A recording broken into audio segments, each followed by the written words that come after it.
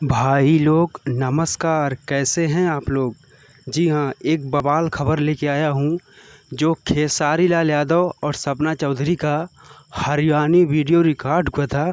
उस गाने का पोस्टर आ चुका है। जी हाँ, मटक मटक। और ये गाना आएगा वर्ष रिकॉर्ड पर।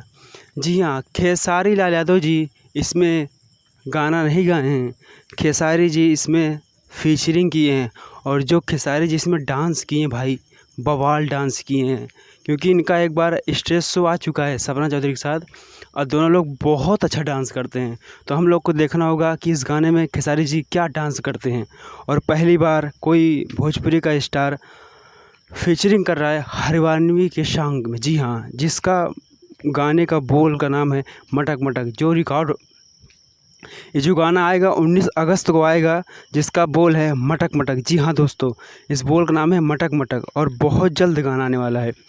तो इस गाने को आप लोग को सपोर्ट करना है और इस गाने को आपको ट्रेंडिंग में लेकर जाना है। जी हाँ, ट्रेंडिंग में गाना आना चाहिए, खेसारी जी का ऐसा कहना है, ट्रेंडिंग में।